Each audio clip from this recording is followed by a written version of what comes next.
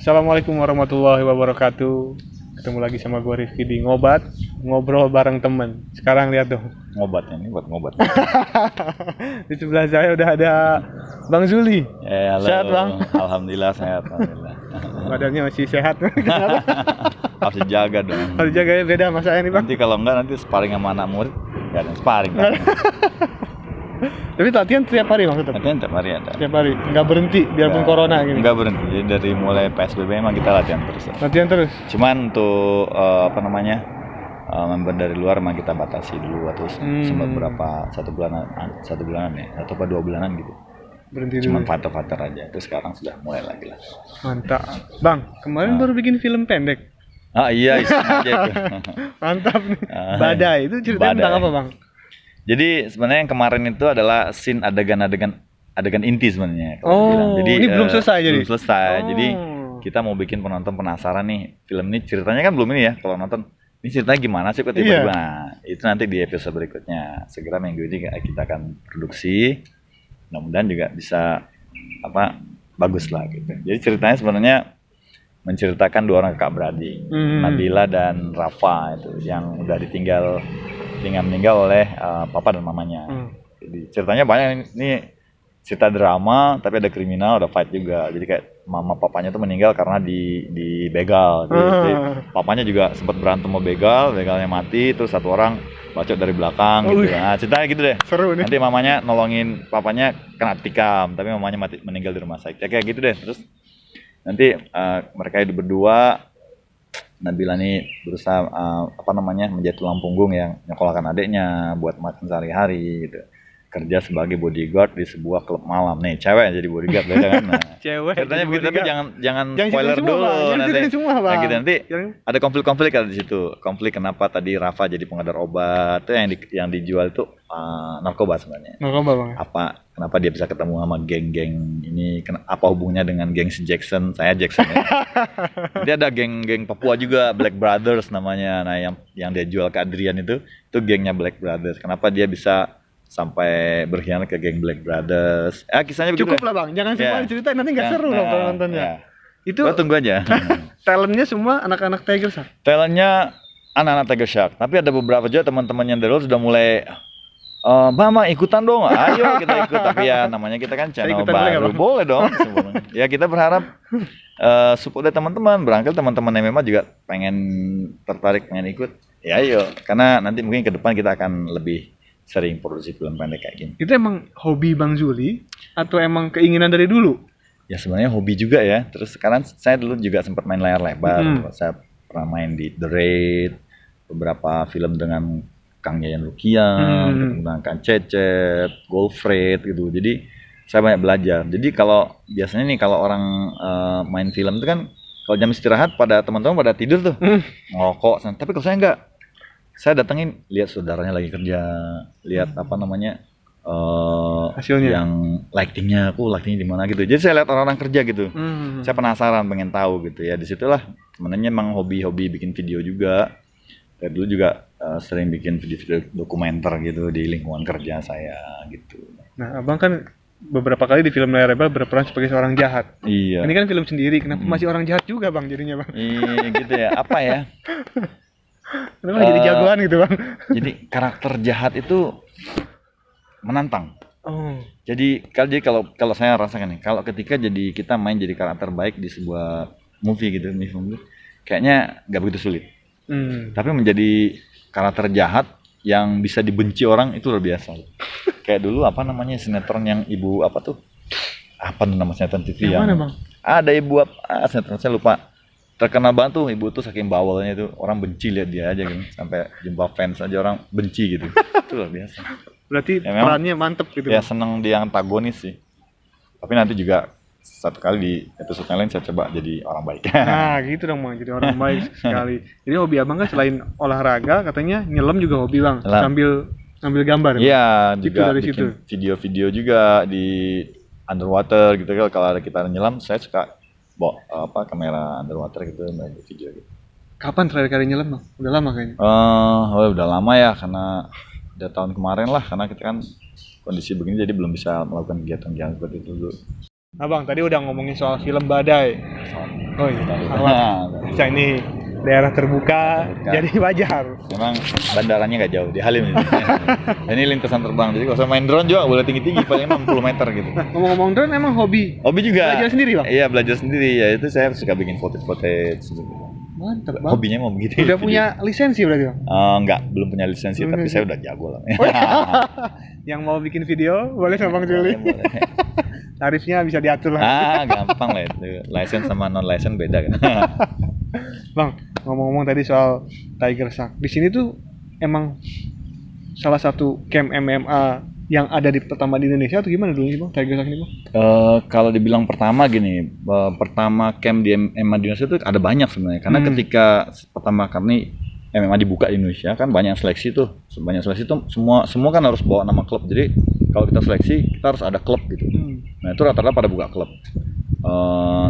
Cuman kebanyakan juga mereka klubnya tuh ada basicnya. Misalnya anak gulat waktu itu punya namanya klub Satria, itu semua anak gulat. Kemudian Bantar Angin, dari Jiu-Jitsu gitu kan. Terus ada yang memang basicnya dari kickboxing dari daerah Jawa Barat itu banyak ya. Kemudian dari Muay Thai ya, mereka punya basic itu. Nah sementara saya juga harus bikin klub. Disitulah saya dirikan klub Tiger Shark pertama kali yang memang saya ingin klub ini jadi klub berbasic MMA gitu. Tahun berapa Bang? Tahun 2002. Berarti sebelum TPI Fighting ya Bang? Ya pas TPI. Pas TPI. Kan 2002 mulai ya kalau nggak salah. Ya 2001. Ya 2002 awal. Udah di sini tempatnya? Sudah di sini memang karena saya bekerja di sini. Tapi kita belum punya dojo kayak gini dulu. Kita latihan masih di auditorium, terus di lapangan terbuka gitu. Nah, Bang Juli kan pelaku sejarah MMA nih.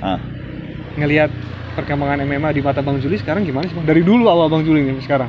Dari dulu sebenarnya ketika MMA pertama kali ada ya, itu kan tayangan UFC ya, UFC seri pertama tahun 93 itu ditayangkan waktu tahun 2002. Itu sebenarnya minat penontonnya banyak karena itu mungkin kita berpikir ini sesuatu yang unik, sesuatu yang baru nih. Kok ada ya bela diri diadu satu sama lain kan? Nah, itu banyak juga tuh kayaknya penontonnya. Nah sehingga ketika pertama kali MMA diadakan di Indonesia buka seleksi tuh. Yang seleksi juga banyak loh, banyak banget dari semua daerah datang loh. Waktu itu seleksinya di Jakarta Timur situ kan, di studionya. Nah, itu banyak sekali yang datang waktu itu. Akhirnya salah satunya saya diterima gitu dan langsung turnamen. Jadi ada 3 kelas, ringan, menengah dan berat. Nah itu semua langsung turnamen untuk berbenang sabuk. Itu luar biasa loh antusias para penonton atau para fighter yang ikut, yang nonton di rumah juga. Nyatanya begini, sampai saat ini pun banyak orang yang kenal saya tuh justru dari TPI Fighting. Orang-orang yang ini ya umur yang atas saya. Nggak sedikit juga yang muda-muda kayak Vincent Majid itu kenal saya tuh dari TPI Fighting. Gitu. Dari TPI Fighting itu dia udah boleh bilang fans lah gitu. Dia bilang gitu kan. Jadi emang udah nontonin saya dari gitu. Gak cuman orang-orang yang tua, tapi paling tidak orang berumur sekarang lah ya. Itu kenal saya tuh justru dari TPI Fighting. Nah, dan memang setiap saya kemana-mana itu ke daerah tuh banyak orang-orang itu yang mengenal saya itu dari TPI Fighting. Kemudian baru nanti ada banyak orang juga yang mengenal saya dari One Pride itu biasanya yang muda-muda tuh. Pernah di One Pride. Jadi saya lihat memang MMA itu sebenarnya luar biasa ya. Kalau saya lihat kenapa ya MMA itu cocok dengan karakternya orang Indonesia. Cocok banget karena orang Indonesia tuh tukang berantem, bener nggak? Ya nggak? Tawuran antar perguruan, ini bener nggak? Iya bener. Itu cocok banget loh sama karakter Indonesia MMA itu. Jadi saya lihat memang cukup bagus dulu, cuman saya terhenti itu karena kalau nggak salah antara konflik antara sponsor dan panitia, saya nggak paham juga ya. Terhenti itu sama saya sangat disayangkan sekali. Kita mendem berapa lama gitu, tapi selama kita mendem itu juga saya sama teman-teman sama Irwan tuh sempat ada Francino juga waktu itu. Kita ngadain itu loh MMA Showdown namanya. Itu kayak underground gitu. Jadi kita cuman chatting dulu pakai SMS kan. Ayo. Siapa yang mau tanding nih? Lawan ini. Udah ketemu kan? Oke, ketemu tanggal sekian di camp ini gitu. Kita main pindah-pindah camp gitu kan. Waktu itu camp Spider ada gitu kan. Jadi anak-anak tuh bertanding MMA itu cuman pakai mata tuh ditonton orang keliling gitu. Kayak adu ayam gitu. Nggak dibayar. Luka udah begitu, jadi nggak dibayar. Dan mereka datang dengan banyak loh, bahkan dari Jawa pun datang. Nggak dibayar Bang? Masa sih Bang? Iya.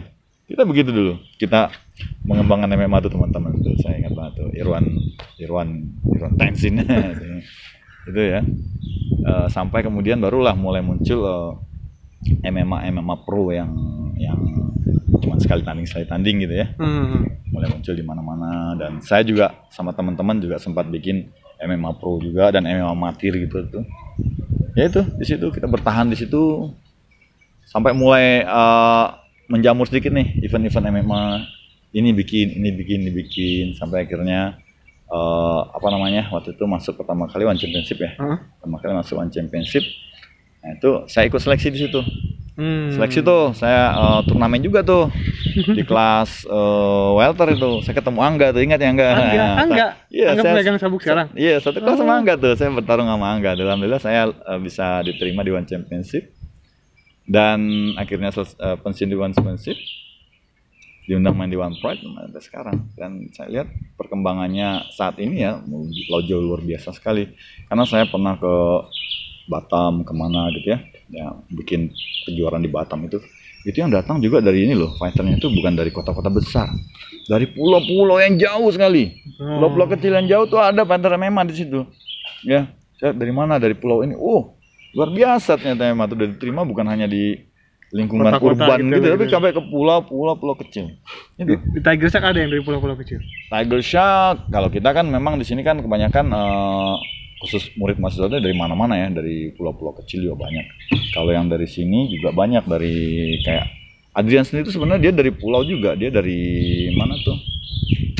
Asalnya dari Wakatobi. Bukan, apa namanya, Sanger dia asalnya. Sanger? Cuman dari kecil karena Sanger, terus pada saat kerusuhan itu dia sempat ngungsi ke Papua, besar lah di Papua begitu.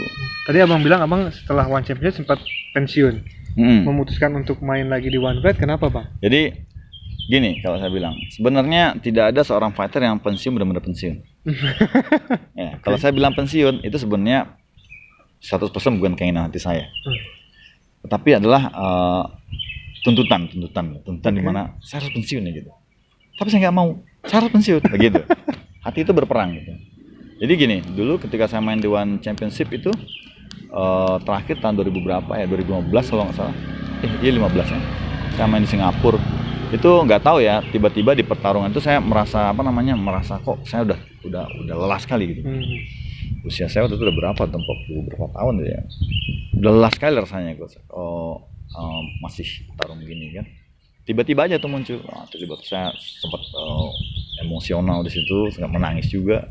Akhirnya panggil teman-teman semua. Ada manajer saya sama Ranu Pilar. Saya putuskan ini pertarungan terakhir saya. Mereka kaget nih, kaget. Wah, gimana? Iya, setelah ini saya mau pensiun. Akhirnya teman-teman kan juga ngasih semangat. Oke bang, nggak masalah bang, kalau emang itu keputusan dari abang. Yang penting hari ini selesaikan dulu tugas abang. Oke, saya bertanding hari itu. Ya karena memang udah nggak jelas ya, jadi saya nggak bisa menangkan pertandingan. Udah selesai. Tapi saya tetap latihan. Terus tiba-tiba terus ada undangan dari apa namanya? Bukan One Pride, sebelum itu ada kejuaraan memang yang di apa namanya? BDS ya, BDS. BDS. Saya main di BDS juga gitu kan. Main, menang. Itu di situ juga ada Theodorus tuh, main sama Theodorus ketemu Angga, saya ketemu teman dari Bali. Ya kan? Itu ada penonton juga tuh nonton kalau nggak salah. Nonton dia? Iya. Nah, di situ dari habis itu tiba-tiba saya diundang sama Francino untuk bertanding di One Pride. Ya karena itu tadi saya bilang nggak ada namanya seorang fighter yang benar-benar pensiun gitu. Saya bilang karena saya juga berlatih, terus panggilan jiwa tuh nggak bisa dihilang. Saya terima oke, gitu kan. Saya terima oke, akhirnya saya bertanding di situ. Tapi ketika bertanding di One Pride tuh motivasi saya bukan lagi untuk menjadi seorang pemenang, untuk menjadi seorang juara. Sampai ketika saya nggak, sama sekali saya nggak ada motivasi itu lagi. Saya cuma berubah motivasi di saat itu. Jadi motivasi itulah saya. Oke, saya tampil, saya pengen menunjukkan sama yang muda-muda gitu. Saya masih mampu gitu. Kenapa kamu enggak, itu aja. Jadi pengen beri motivasi gitu. Terus sebagai orang yang sudah lama di MMA, saya pengen menunjukkan juga ke yang muda-muda. Gini loh, tanding MMA tuh kayak gini gitu. Bukannya saya jago ya, tapi saya pengen menunjukkan bahwa MMA itu adalah seni gitu. Bukan tempat baku pukul gitu. Jadi ketika bermain tuh orang pengen lihat gitu bermain dengan cantik, pemain yang indah gitu kan. begitu main wah apa nggak jelas gitu. Nah itu sebenarnya motivasi saya sebenarnya untuk menunjukkan sisi baik dari MMA tuh apa sih sebenarnya yang harus kamu dari olahraga keras ini ada sisi baiknya juga. Ada gitu, sisi Bang. baik karena semua bela diri itu nggak bisa lepas dari seni gitu. Dari seni. Nah itu bisa kita menampilkan sisi seninya itu dari latihan kita. Kita nggak bisa latihan setahun 2 tahun, pengalaman juga. Berarti abang menerima tanding lagi karena merasa bertanggung jawab Iya untuk betul gitu ya. betul. Karena Untuk saya meningkatkan lagi MMA ini gitu ya. saya boleh dibilang ya, saya salah satu orang yang memulai adanya MMA di Indonesia. Salah satu ya. Yang lain kan sudah nggak kemana-mana, ya kan? Francino yang bikin event, ya kan? Ada Linsun yang bikin event, ya kan? Cuman saya lah satu-satunya mungkin orang yang paling pertama di Indonesia itu yang masih ada tersisa yang mau tanding.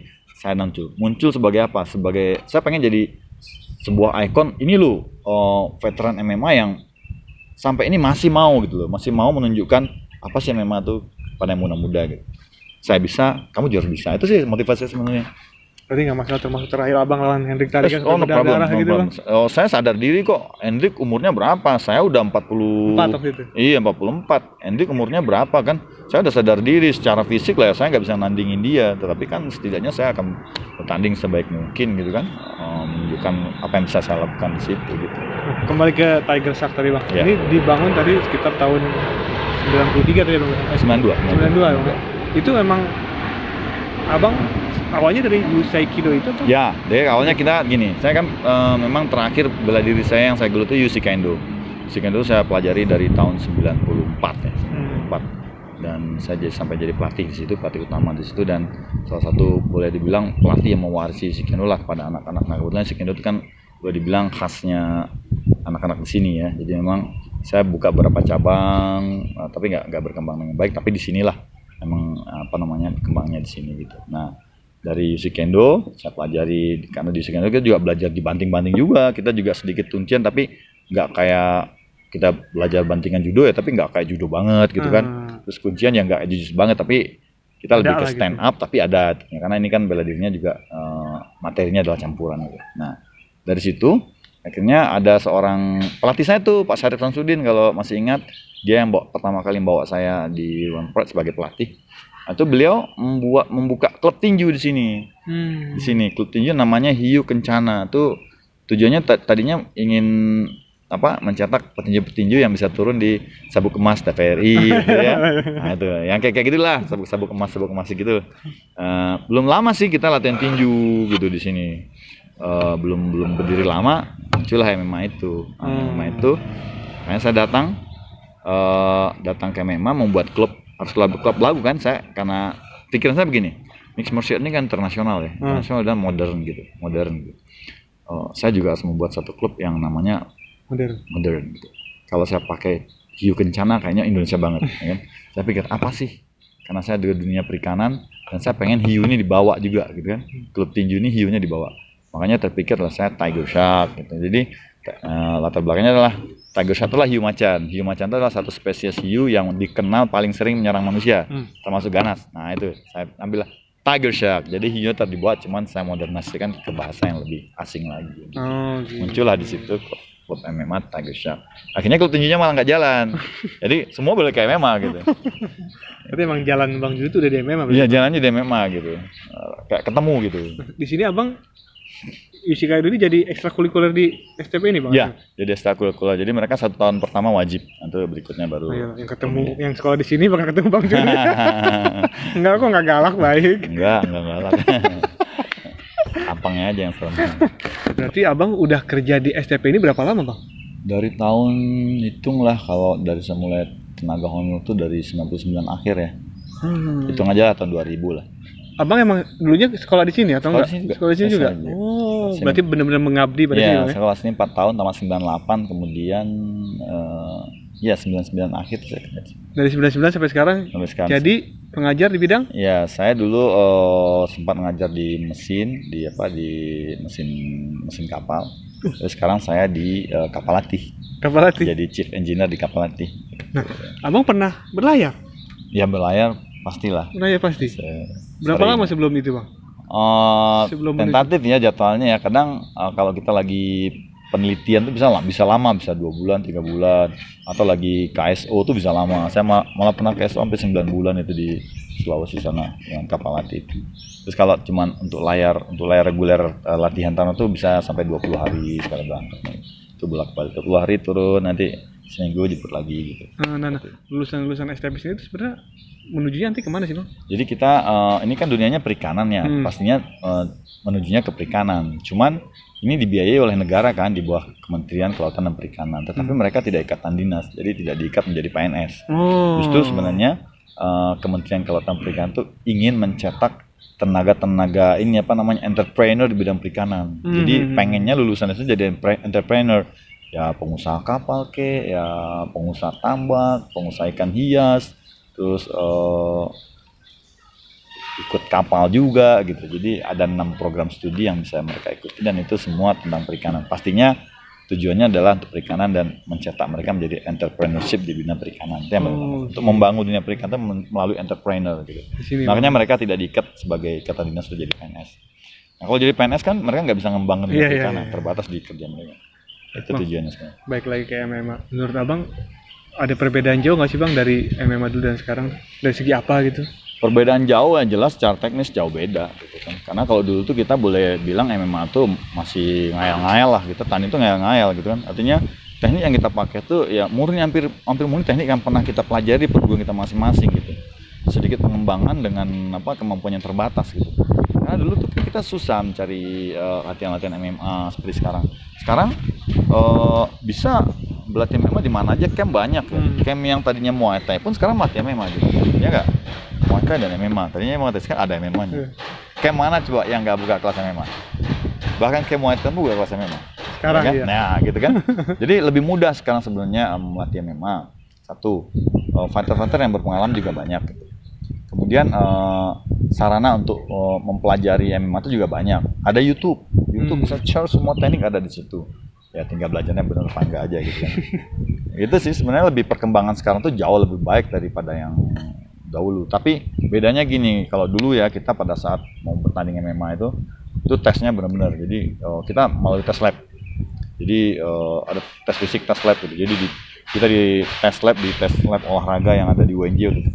Semua, jadi VO2 max, terus endurance, kelenturan, speed, reaksi itu dites berdasarkan ilmiahnya gitu. Oleh dokter dan ahli-ahli olahraganya gitu.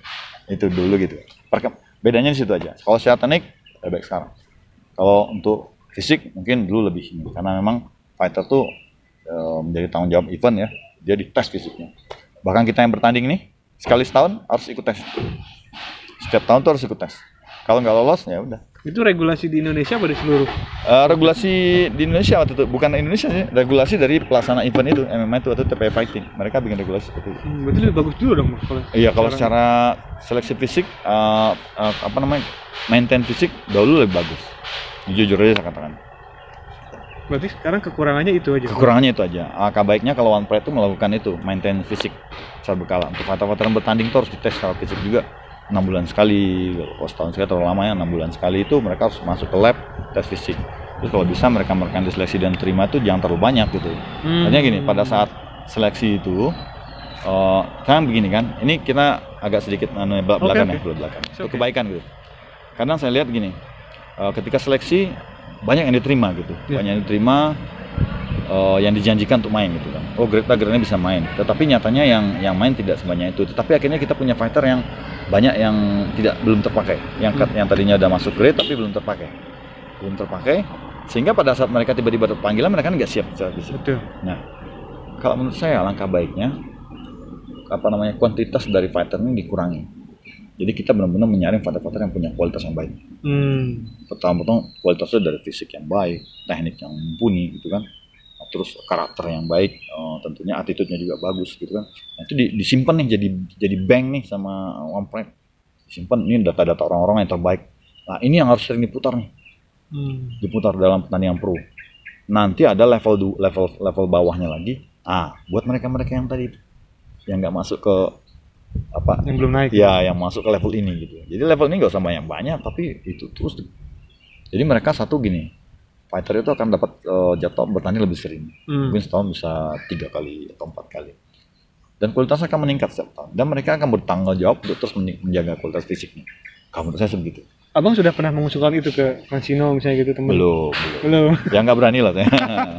Kalau tapi menurut anggapan saya begitu. Karena begini, memang bagus One Pride adalah sebagai salah satu wacana untuk memasyarakatkan MMA di Indonesia dan nyatanya semua bermasyarakat. Tapi kembali ketika kita harus menampilkan mereka di pertandingan pro masuk TV, itu yang dibutuhkan adalah kualitas. Iya betul. Orang menonton butuh kualitas, ya kan? Kayak kita nonton UFC, One Championship, yang kita tonton kualitas, ya kan? Nah, itu yang harus lebih diperhatikan. Jadi kayaknya percuma aja sih punya terima fighter banyak tapi secara kualitas akhirnya mereka nggak menjual. Jadi yang tadinya punya kualitas bagus jarang main gitu kan, karena ini harus dimainin.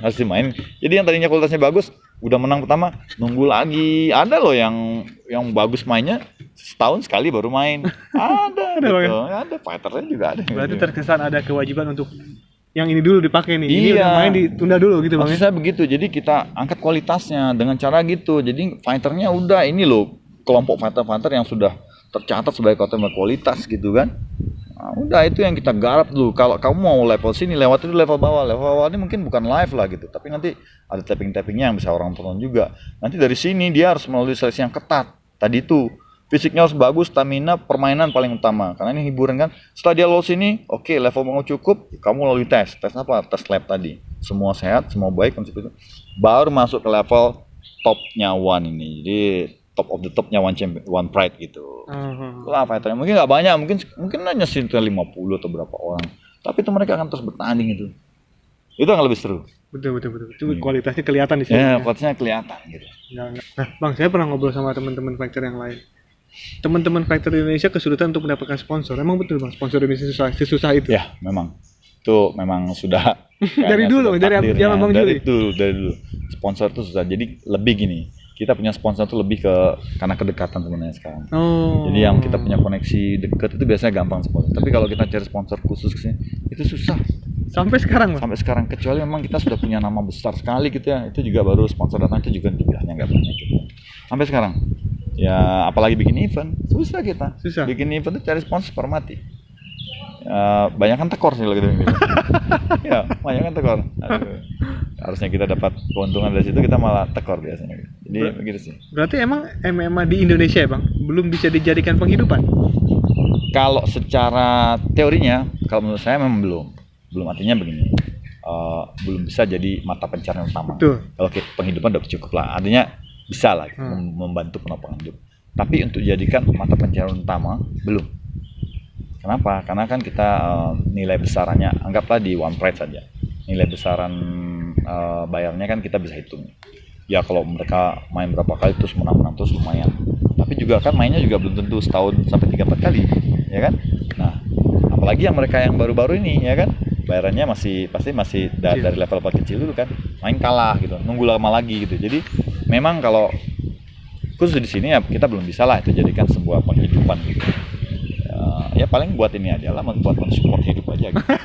Mensupport hidup ya, maksudnya? Sebetulnya itu buat tambahan lah. Tambahan aja berarti harus cari kerjaan lain. Pastinya. Kalau mengandalkan ini aja, sekelas Wardi pun kalau cuma mengandalin jadi petarung, kecuali dia digaji ya. Saya nggak tahu lah gitu ya, kecuali mungkin dia digaji.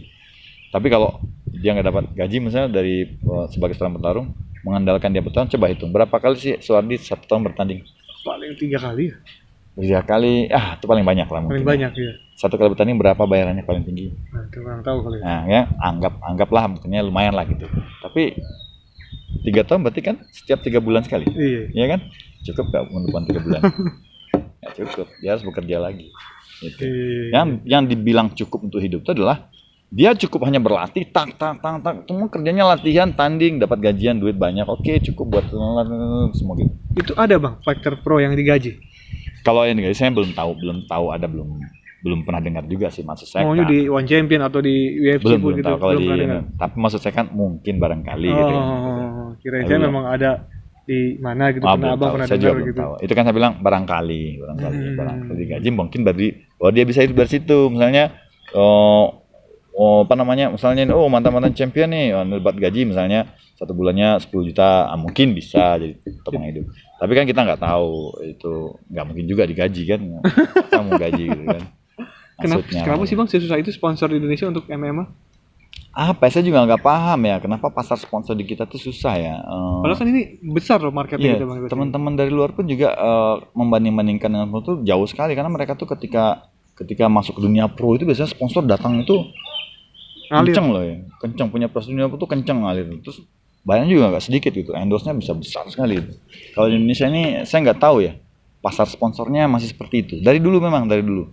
Dulu ada mungkin yang sponsor dari teh Gope, itu kan karena kenal aja kan perusahaan teh gitu kan dari Tegal gitu. Tapi karena kenal sama fighter jadi sponsor. Ada beberapa sponsor dari Bank Mandiri itu juga karena yang manajernya salah satu dari Bank Mandiri gitu. Itu juga jumlahnya terbatas nggak cukup. Tapi kalau sebenarnya kalau memang sponsor itu bisa nge-endorse dia, misalnya kontrak misalnya selama 3 tahun kamu jadi fighter saya gitu, terus di kontrak gitu, terus harus bawa nama, itu mungkin bisa hidup dia, karena itu kan tiap bulan pasti dapat dari sponsor, ya udah enak kok bisa begitu. Tapi sekarang saya lihat belum ada sih. Nah berarti abang kalau misalnya teman-teman ada yang ingin jadi fighter MMA, ada saran nggak buat mereka? Ini kan nggak selalu enak gitu bang. Ya.